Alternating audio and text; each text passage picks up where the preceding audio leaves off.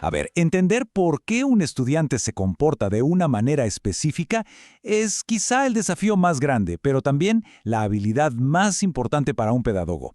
Este material, preparado por el maestro Raúl Gamboa López para la Universidad Yan, es justamente eso, una guía para empezar a descifrar esas conductas y ver cómo impactan en la escuela. Y esta es la idea central, la que de verdad lo cambia todo. No estamos aquí para andar poniendo etiquetas diagnósticas, sino para volvernos una especie de detectives de la conducta. La meta es entender el para qué de un comportamiento, o sea, qué función cumple para ese estudiante, porque solo cuando entendemos eso, nuestra intervención tiene sentido de verdad. Bien, este va a ser nuestro mapa. Primero, vamos a ver las conductas más obvias. Después, nos vamos a sumergir en sus posibles causas, ya sean internas o del ambiente. Luego, saldremos a la superficie con herramientas prácticas. Y al final, vamos a consolidar esa mirada que define a un gran educador. Bueno, arranquemos por lo más evidente, ¿no? Por lo que vemos y sentimos todos los días en el salón de clases. Esos comportamientos que, de repente, rompen la dinámica y desafían todo el ambiente de aprendizaje. El primer concepto que tenemos que manejar es el famoso trastorno de oposición desafiante, o TOD. Y ojo, aquí la palabra clave es patrón. No estamos hablando de un mal día o de un berrinche aislado, sino de una forma constante de relacionarse que está marcada por el enfado y el desafío a la autoridad. Saber distinguir esto es fundamental para no sobrereaccionar. ¿Y ese patrón cómo se ve en la vida real? Pues en acciones muy concretas, discusiones constantes con los adultos, una negativa casi automática a seguir cualquier instrucción, buscar activamente molestar a los demás y, algo súper característico, esa dificultad enorme para aceptar la responsabilidad de sus propios errores. Ahora, vamos a subir un escalón en cuanto a la gravedad. Hablemos del trastorno de la conducta, o TC. Aquí ya se cruzó una línea importante. Ya no es solo un te llevo la contraria, sino que son acciones que directamente lastiman o vulneran los derechos de los demás. Ya hablamos de acciones que causan daño real. A ver, esta tabla lo deja súper claro. El TOD es, sobre todo, una lucha de poder contra la autoridad. En cambio, el TC ya es una agresión contra la comunidad, contra los pares. La conducta pasa de las discusiones y la irritabilidad a la agresión física, a romper cosas o incluso a robar. Entender esta diferencia es vital para saber qué tan grave es la situación. Y justo en este punto vamos a hacer una pausa, porque llega una pregunta que puede cambiar toda nuestra perspectiva. Hasta ahora hemos hablado de conductas que parecen, pues, intencionales, pero ¿y si el estudiante realmente no tiene el control? ¿Y si su cerebro simplemente funciona de otra manera? Y esa pregunta nos obliga a ir más allá, a una capa mucho más profunda. Vamos a ver cómo algunas condiciones del neurodesarrollo pueden verse como problemas de conducta, aunque su origen no tenga nada que ver con una intención de molestar o desafiar a nadie. Miren esta frase. Esta frase hay que grabársela a fuego. Es una de las ideas más importantes y liberadoras que podemos tener como educadores. El trastorno por déficit de atención y hiperactividad no es mala conducta. Son dos cosas distintas, con raíces completamente diferentes. Es que aquí está el meollo del asunto, donde todo se confunde. La impulsividad del TDAH es un actúo antes de pensar, no un actúo para molestarte. La inquietud, el no poder quedarse quieto, es una necesidad neurológica, no es una falta de respeto.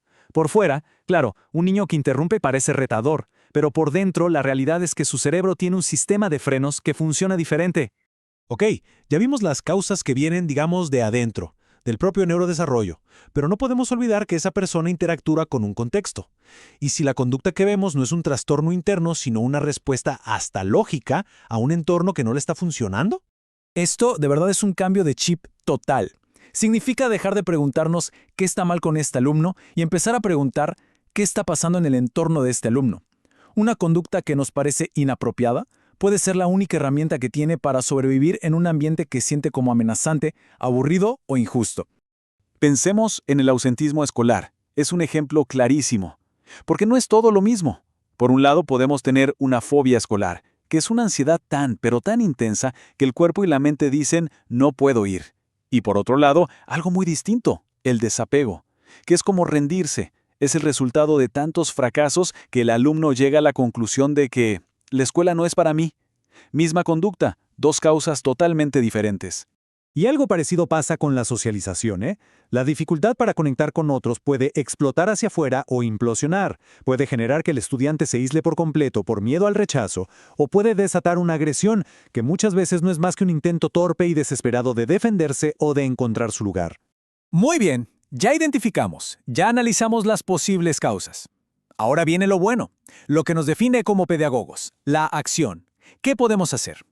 Vamos a ver estrategias de intervención que convierten todo ese entendimiento en ayuda real y concreta. Una herramienta que, aunque es un clásico, sigue siendo súper poderosa: la economía de fichas.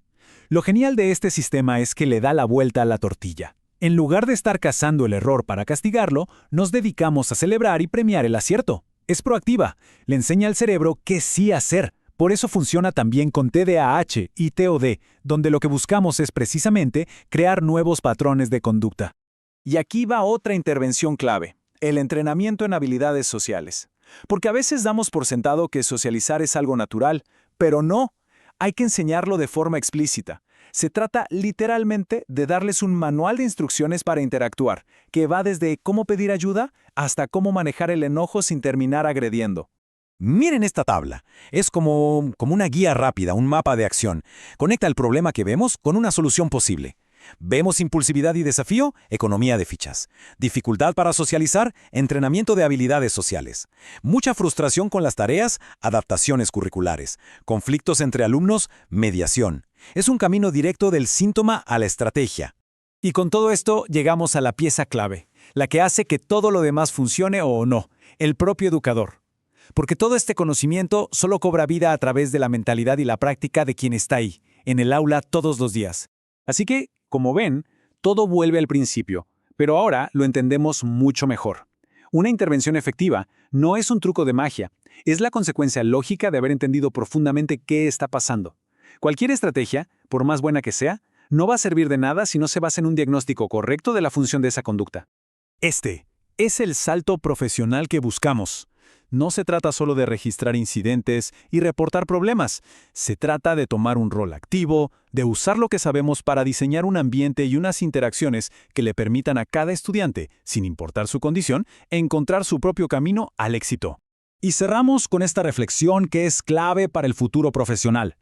Ante una conducta disruptiva, la primera pregunta que nos hacemos lo define todo. Preguntar ¿qué hizo? Nos lleva a la reacción, al castigo, pero preguntar ¿por qué lo hizo? Eso nos abre la puerta a la investigación, a la solución. Y en esa pequeña diferencia está, en esencia, el salto de ser un supervisor a ser un verdadero educador.